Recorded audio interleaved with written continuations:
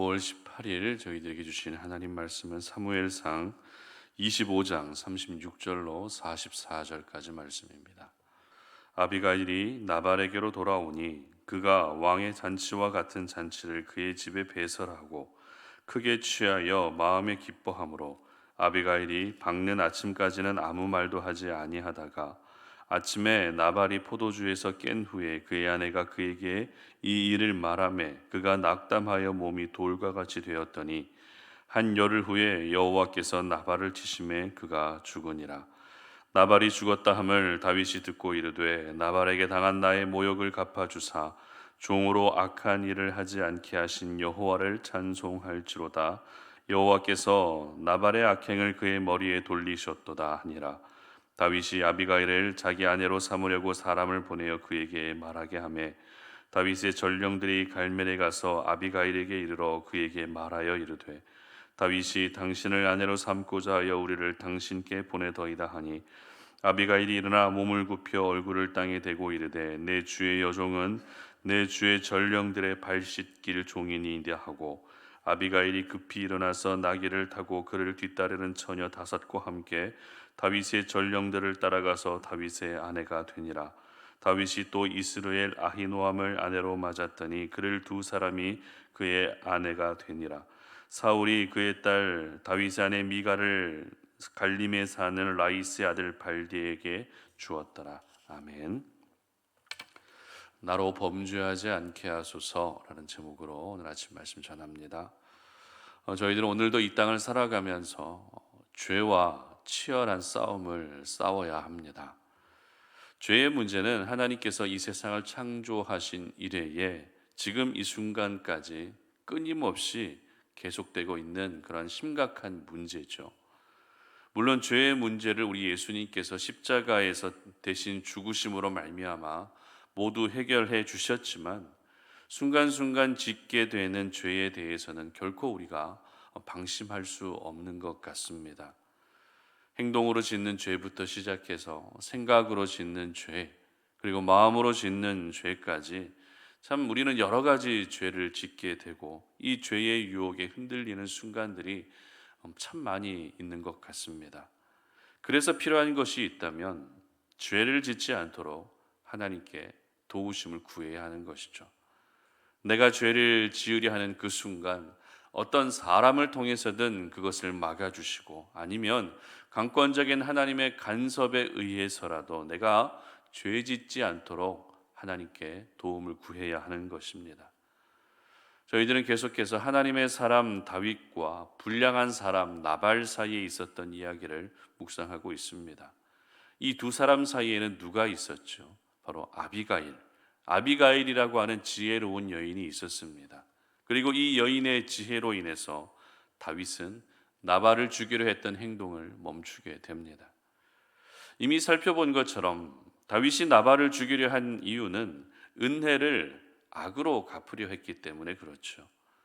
나발 자신은 지금 호화로운 인생을 살고 있었다 할지라도 도망자 인생을 살고 있었던 다윗을 향해서는 과거 받은 은혜에 대해서 전혀 기억하지 못하고 감사한 마음도 없이 오히려 선을 악으로 갚는 그 모습 때문에 다윗은 결국 나발을 죽이기 위한 행동에 나서게 됩니다.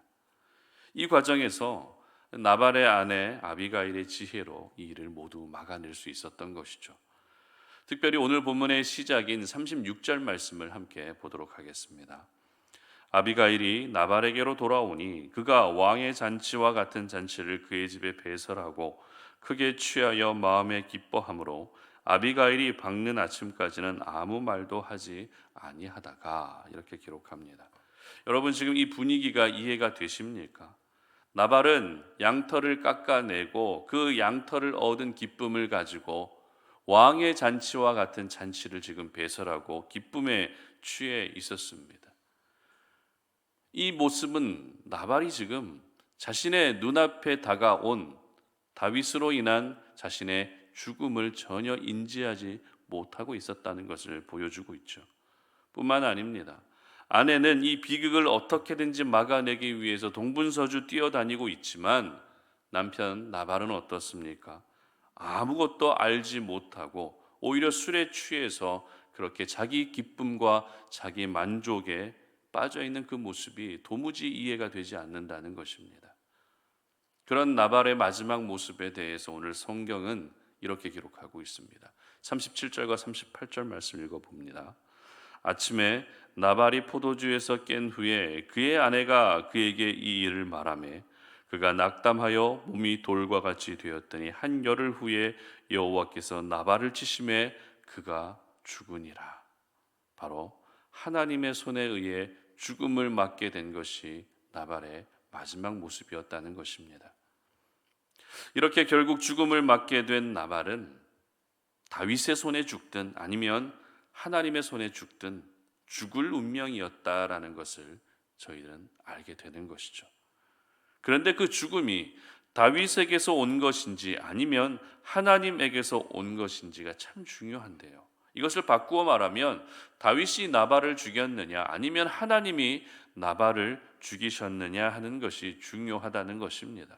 다시 말해서 다윗이 나발을 죽였다면 그것은 다윗의 죄에 해당되는 것이지만 하나님이 나발을 죽이셨다면 그것은 하나님의 심판이 되는 것입니다. 이것을 누구보다도 잘 알고 있었던 사람이 누구였죠? 바로 아비가일이었습니다. 그래서 아비가일은 남편을 살리기 위한 목적도 물론 없지는 않았겠지만 다윗이 범죄하지 않게 하기 위한 목적으로 나발을 살려주시기를 구했던 것입니다. 그렇다면 다윗은 이것을 몰랐을까요?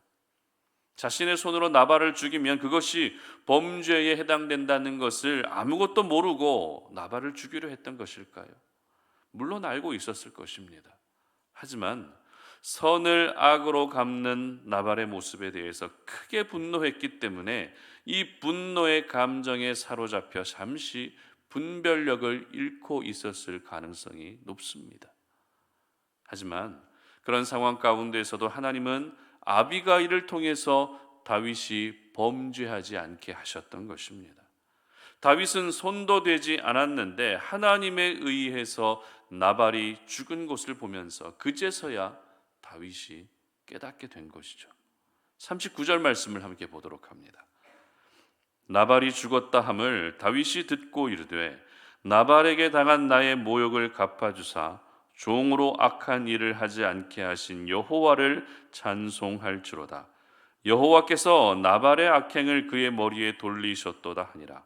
다윗이 아비가일을 자기 아내로 삼으려고 사람을 보내어 그에게 말하게 하매. 아멘. 어떻게 고백하고 있죠? 내가 악한 일을 하지 않게 해주신 하나님을 찬송합니다. 나로 범죄하지 않게 막아주신 하나님을 찬송합니다라는 이 고백을 올려드리고 있었던 것입니다.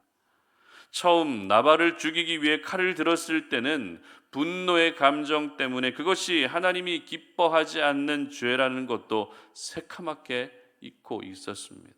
그러나 결국 하나님이 직접 나발을 심판하시는 것을 보면서 내가 범죄하지 않도록 하나님이 막아주셨습니다. 나의 죄를 하나님이 막아주셨습니다라는 이 믿음의 고백을 올려드리게 되었던 것입니다.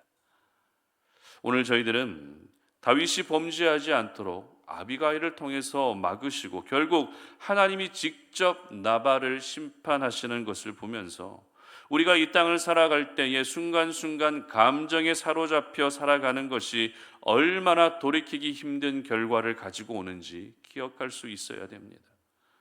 우리는 아직도 죄성을 가지고 살아가는 사람들이기 때문에 분노의 감정이 솟아오를 때가 정말 많이 있습니다. 그러면 그 상황을 내 혈기로 해결하려 하고 내 감정으로 해결하려 하고 내 방법으로 해결하려 할 때가 있습니다. 그러나 이러한 모습은 거의 대부분 죄로 이어질 가능성이 높습니다. 상대방에게 더 큰 상처를 주게 됩니다. 더 많은 피해를 입히는 인격 살인으로까지 이어질 수 있는 것입니다. 그렇기 때문에 죄의 공격들 앞에서 죄의 유혹 앞에서 우리가 가져야 할 바람직한 자세는 내 방법으로 죄를 이기려 하는 것이 아니라 나로 범죄하지 않게 하여 주시옵소서라고 하나님께 도움을 구해야 하는 것입니다. 아비가일과 같은 지혜로운 사람을 통해서도 나를 막아주시고, 아니면 하나님의 직접적인 간섭을 통해서라도 내가 후회스러운 죄의 행동을 짓지 않도록 하나님이 막아주시도록 기도해야 하는 것입니다. 여러분, 죄의 파괴력은 우리가 생각하는 것 이상으로 강력합니다. 다시 말해서 죄와 싸워서 이길 힘이 우리에게는 없다는 것입니다. 하지만 우리 예수님은 십자가에서 죄를 이기셨습니다. 죄와 사망을 이기신 분이 우리 예수님입니다. 그러므로 예수 그리스도의 존귀하신 이름을 의지하며 하나님 오늘도 나로 범죄하지 않게 해주시도록 그렇게 기도할 때 죄에 넘어지지 않게 되는 것입니다. 이스라엘 백성들이 출애굽하고 나서 광야에서 지낼 때에 백성들에게는 언제나 두려움이 있었습니다. 그 두려움이란 하나님을 직접 보는 순간 우리는 죽게 된다라고 하는 그 두려움이 그들에게 있었습니다. 그래서 백성들은 모세에게 뭐라고 이야기하는가 하면, 하나님이 우리에게 말씀하지 않게 하시고 모세 당신이 우리에게 직접 말씀해 달라고 이런 이야기를 합니다. 그때 모세는 백성들에게 이렇게 이야기하는데요. 출애굽기 20장 20절 제가 읽어드립니다. 모세가 백성에게 이르되 두려워하지 말라. 하나님이 임하심은 너희를 시험하고 너희로 경외하여 범죄하지 않게 하려 하심이니라. 아멘. 너희들에게 하나님이 직접 나타나서 말씀하시는 이유는 너희로 범죄하지 않게 하도록 하기 위함이라는 것입니다. 그렇습니다. 범죄하지 않게 해주시는 것은 하나님입니다. 하나님이 나로 범죄하지 않도록 막아주시고 도와주시는 것입니다. 내가 죄짓지 말아야지 한다고 해서 죄를 이길 수 있는 것이 아닙니다. 잠깐은 가능하겠지만 우리는 분노의 상황이 계속되면 결국 그 분노가 돌이킬 수 없는 죄로 이어질 수밖에 없는 것입니다. 그러므로 오늘 이 아침에 나로 범죄하지 않게 하여 주시옵소서라는 이 기도를 올려드리며 오늘을 시작할 수 있었으면 좋겠습니다. 누군가를 향한 분노, 어떤 상황과 어떤 배경을 향한 분노로 하루를 시작하지 마시고 결국 나를 죄에서 건져주시는 하나님의 은혜로 오늘 이 하루를 시작할 수 있기를 바랍니다. 사탄은 오늘도 죄를 이용하여 틈을 타고 들어옵니다. 이와 같은 사탄의 전략을 우리가 잘 알고 있다면 그 틈을 우리는 기도로 채워가야 하는 것입니다. 그 틈을 기도로 막아가야 하는 것입니다. 그래서 여러분이 오늘도 죄에 무너지지 마시고 하나님 오늘도 나로 죄를 범죄하지 않게 하여 주시옵소서라고 한 이 기도를 올려드리며 죄에서 이기시고 죄의 문제 때문에 여러분이 죄책감에 시달려 살아가지 않는 그런 귀한 하루가 되시기를 주님의 이름으로 축복합니다. 함께 기도하겠습니다. 하나님 아버지 감사합니다. 오늘도 이 아침에 우리가 주의 말씀으로 우리의 삶을 돌아보며 오늘 하루도 우리로 하여금 죄짓지 않게 하시는, 나로 범죄하지 않게 해주시는 하나님의 은혜를 구하며 나아갑니다. 우리가 이 땅을 살아갈 때에 내 안에는 아직도 여러 가지 죄성들이 있기 때문에 그 죄를 이길 힘이 전혀 없음을 고백합니다. 그러나 나로 하여금 죄짓지 않도록 막아주시는 분이 바로 하나님이시기에 오늘도 하나님의 은혜를 구합니다. 아버지 하나님, 나로 죄짓지 않게 하여 주시옵소서. 범죄하지 않도록 막아주시옵소서. 그래서 하나님이 나를 지켜주시고 우리가 죄와 가까운 인생을 사는 것이 아니라 그 죄에서 건져주시는 하나님과 가까워진 인생을 살아가는 저희들이 되게 하여 주시옵소서. 감사드리며 예수님의 이름으로 기도드립니다. 아멘.